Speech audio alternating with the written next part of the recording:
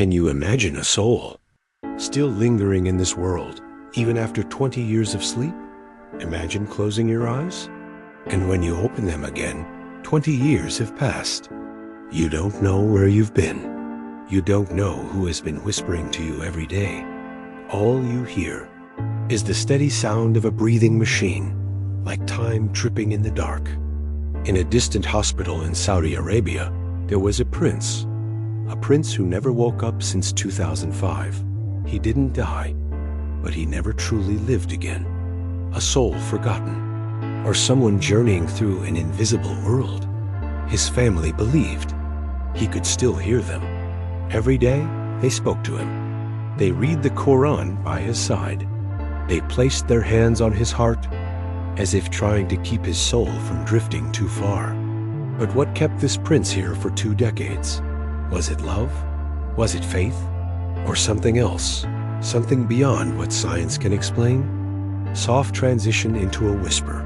Tonight, I'll tell you a story that is real, but feels as though it were written in smoke. A prince, a slumber as long as legend, and a soul, perhaps still watching the world from behind closed eyes. This isn't just a tale of medicine. It's a spiritual journey of a man who slept for 20 years, but was he really sleeping? Or wandering between 2 worlds, the living and the no longer alive? Part 1, the fateful ride when time stopped some people only fall asleep once and never wake up again. But what's even sadder is that their soul still lingers. It doesn't leave. It doesn't return.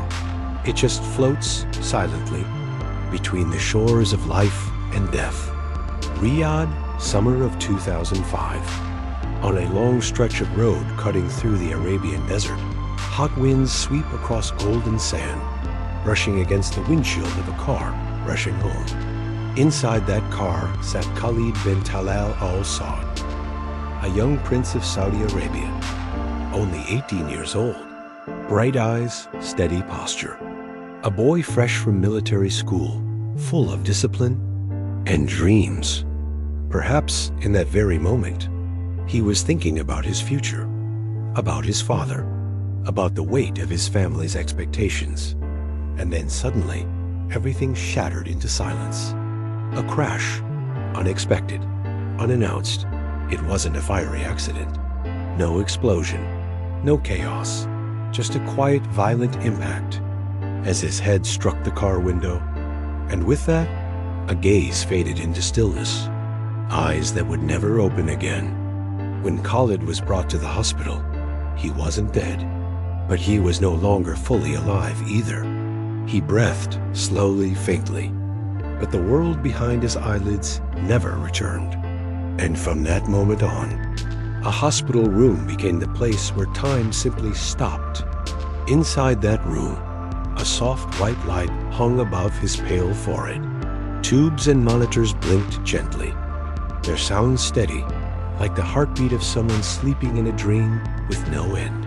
No voice, no movement. No one knew. Could Khalid hear his father whisper his name each morning? Was his soul watching the world through the mist, from the other side of life? The sadness didn't come from the fact that Khalid had died. It came from the fact he was never allowed to leave. He was held between 2 realms, a traveler who had lost his map. Each day, his family came. They held his hand, already growing cold, and they hoped that by some miracle, one day, he might open his eyes again, say "Father," or perhaps just blink. But that day never came. Part 2, 20 years. Where does the soul go? For 20 years, the prince did not open his eyes. He did not speak. He did not move. But his family still believed that he was still there. He was still listening. He was still feeling. And his soul had never left this world. The father, a tough man in real life, became weak when he stood by his son's bedside every morning at the hospital, sat down on the familiar wooden chair, and held his son's hand, which had grown cold over the years. He told about the family news, about the past pilgrimage, about the old friend who had just visited, as if Khalid was still listening. Some days, he paused for a long time, then recited a passage of the Quran in a soft voice like a lullaby, his eyes still following each weak breath, as if waiting for a small sign of response from a silent world. The mother brought along small items that her son had loved. A handkerchief embroidered with his name, a bottle of amber perfume, the scent Khalid had used as a teenager. She put a few drops on the bedsheet, hoping that the scent could call his soul back. The older brother kept up his habit of telling stories. He came in the afternoon, turned on the TV very low, always the movies Khalid had loved. Then he sat down and told the story, in a voice like he was talking to a close friend. Do you remember this part? Back then, I almost choked with laughter. The family did not let the room become a cold place of illness. They put in vases of fresh flowers.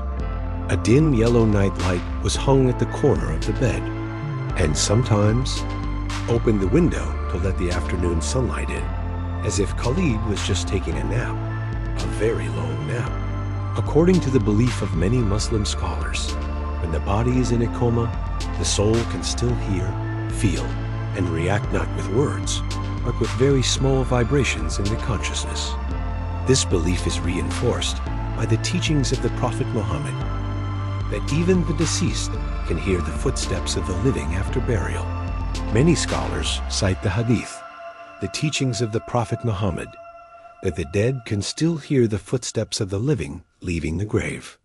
If the deceased can still hear, then for those in a coma whose soul has not yet left the body, it is entirely possible for them to listen to prayers, calls from relatives... There are doctors who have witnessed strange phenomena.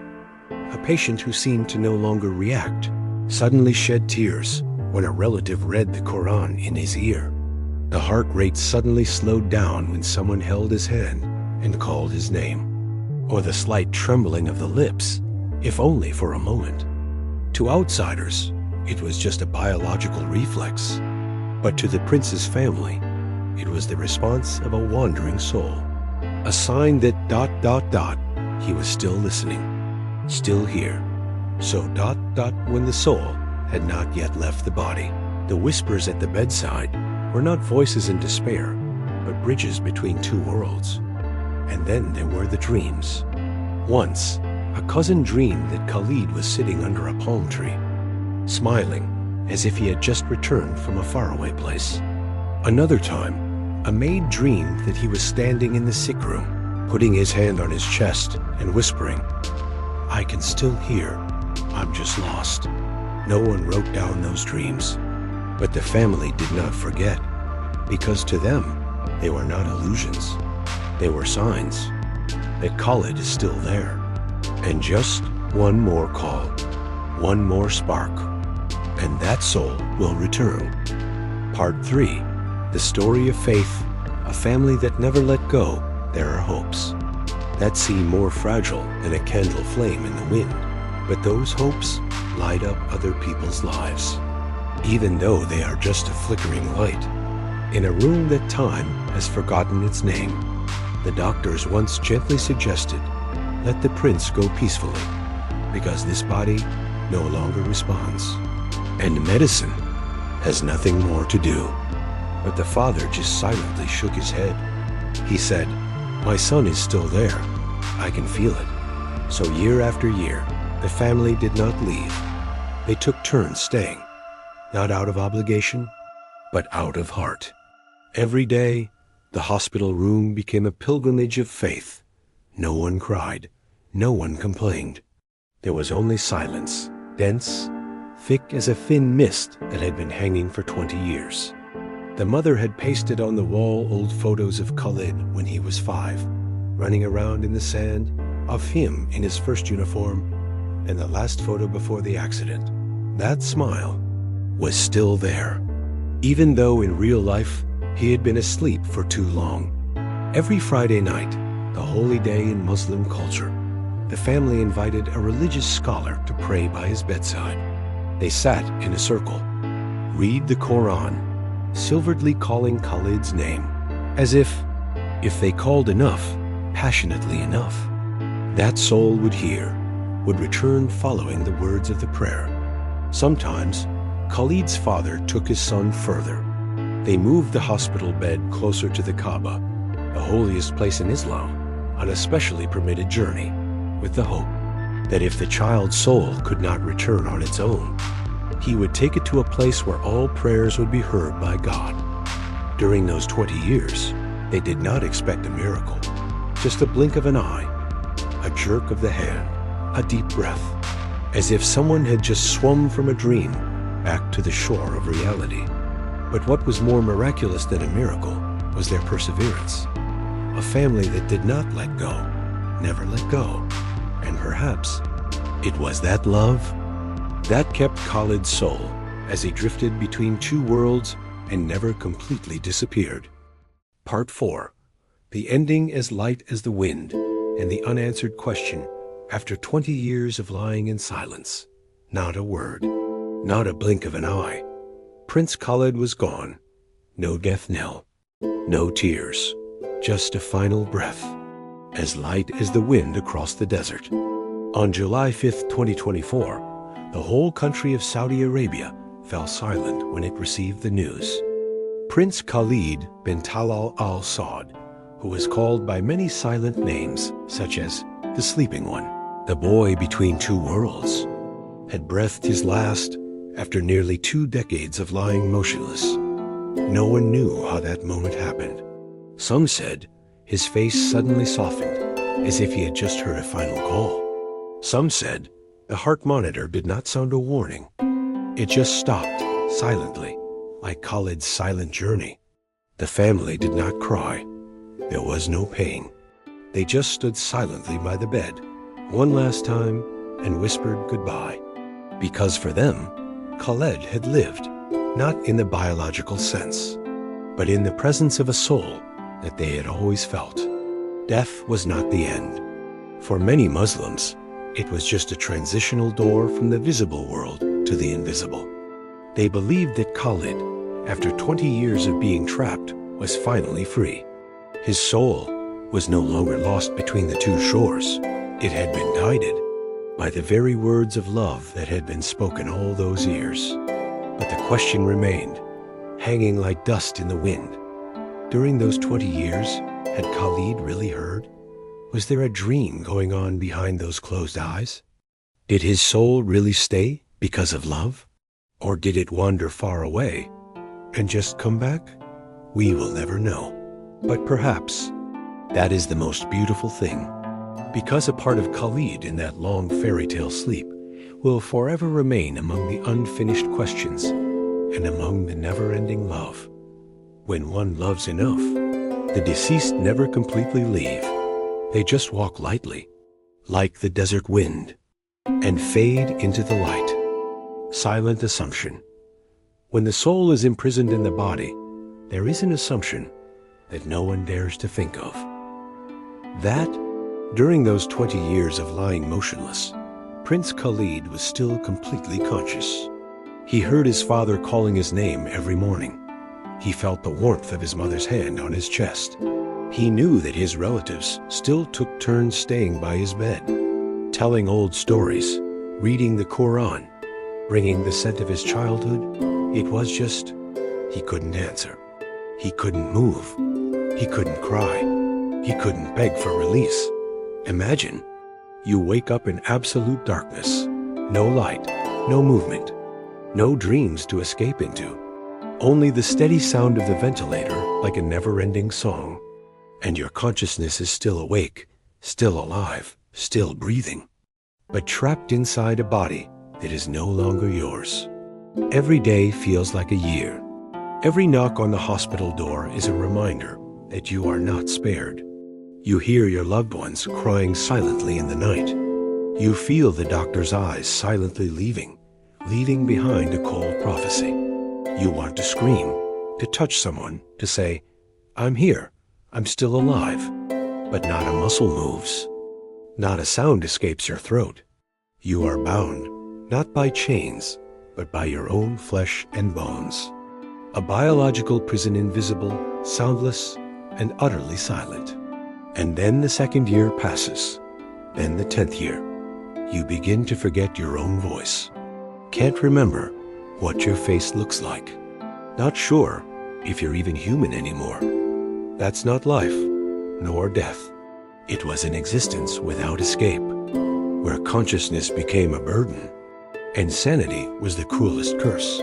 If that were true, then the final moment when his soul left his body was not the end of a tragedy. It was the gentlest release after 20 years of imprisonment. Perhaps that is what makes this story so haunting. It is not that Khalid slept peacefully, but that, perhaps, for the past 20 years, he had never slept a single second. Where does the soul go when Khalid's heart stops beating? Perhaps the first thing to leave his body is not his breath, but his soul. In the Muslim faith, the soul is the most sacred gift that Allah has given to man. It does not die. It only leaves the body and begins its journey to the Almighty. It is believed that when a good person dies, their soul will be received by angels of light, as light as the wind at the beginning of the desert. That soul will be carried through the heavens, layer by layer, until it is recognized in its rightful place, the heavenly realm of Jannah, the realm of eternal peace. Perhaps when Khalid took his last breath, after 20 years of imprisonment in his body, his soul, as light as a bird released from its chains, flew up, as light as a bird released from its chains. He was no longer held between two worlds, no longer silent in pain, no longer forgotten in a dimly lit room. But now he is a true traveler, passing through the gates of light without being hindered by the body. No one knows where that soul is now. But for Muslims, there is no need to see. There are people lost in silence, but leaving behind questions that echo forever in the souls of those left behind. And there are souls only truly free when they have been loved enough. Like the prince who slept peacefully for 20 years between the mortal world and heaven, to believe that he has gone to a better place. And if your heart is quiet enough to listen, maybe you will hear something very far, very soft, the whisper of a soul that has just been freed. I have heard you for 20 years. Thank you for not one of you ever abandoning me. There are those who go away in silence, but leave behind questions that echo forever in the souls of those left behind. And there are souls only truly free when they have been loved enough. Like the prince who slept peacefully for 20 years between the mortal world and heaven.